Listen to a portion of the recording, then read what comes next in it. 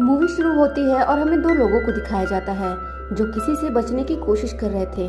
दोनों ही बहुत ज्यादा घबराए हुए थे और तभी वो चिल्लाकर भागने लगते हैं, मगर दरवाजा बंद होने की वजह से वो बाहर नहीं निकल पाते और तभी ऐसा लगता है जैसे किसी ने उन पर अटैक कर दिया है।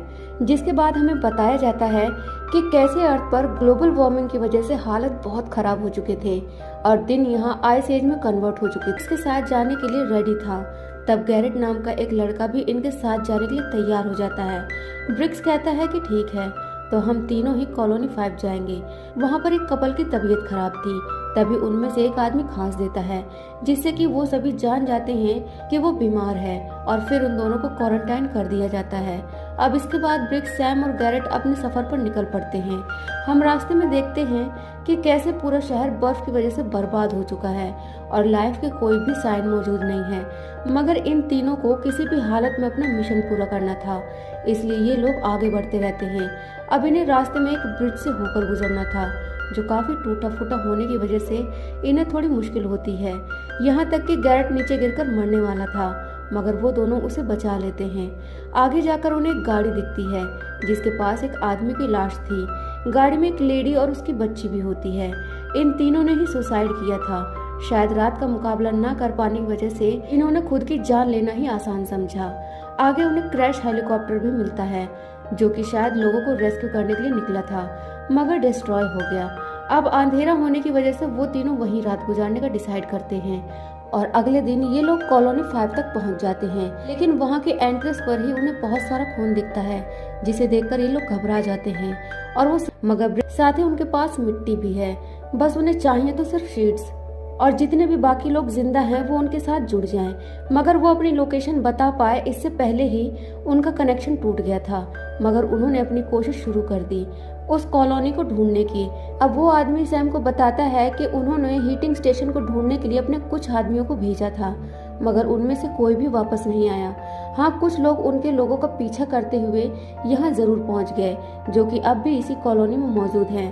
तभी उन्हें कुछ टकराने की आवाज आती है। अब वो तीनों उस आदमी को अपने साथ चलने के लिए कहते हैं, मगर वो आदमी बहुत ही घबराया हुआ था, इसलिए वो वहाँ से नहीं जाना चाहता था। वो तीनों काफी कोशिश करते हैं, मगर वो उन्हें रूम से निकालकर दरवाजा बंद कर लेता है। अब वो तीनों उस आवाज का पीछा करते हैं, जहां एक जगह पहुंचकर तीनों बिल्कुल हैरान रह जाते हैं क्योंकि वहां कुछ लोग इंसानों की बॉडीज को काटकर उन्हें खा रहे थे। असल में ये भी इंसान ही थे जो कि खाना ना मिलने की वजह से अब नरभक्षी बन चुके थे और उनके दांत भी अब वैसे ही शार्प हो चुके थे।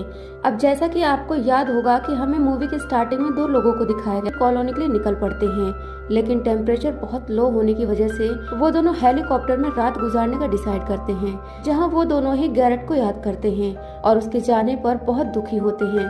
लेकिन उनकी प्रॉब्लम अभी खत्म नहीं हुई थी क्योंकि सुबह होने पर वो देखते हैं कि जिसका उन्हें डर था वही हुआ। कैनिबल्स यानी नरभक्षी उनके कदमों का पीछा करते हुए उन तक पहुंचने वाले थे।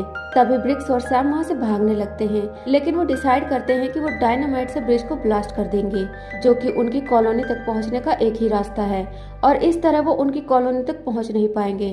वो दोनों डायनामाइट को सेट करके दूसरी तरफ चले जाते हैं, मगर ठंड ज्यादा होने की वजह से वो डायनामाइट जल नहीं पाता। सैम कहता है कि हमारे पास टाइम नहीं है, हमें भागना होगा, मगर होगा, जिसका मतलब ये था कि डायनामाइट को लाइट करने के लिए किसी एक को अपनी कुर्बानी देनी पड़ेगी।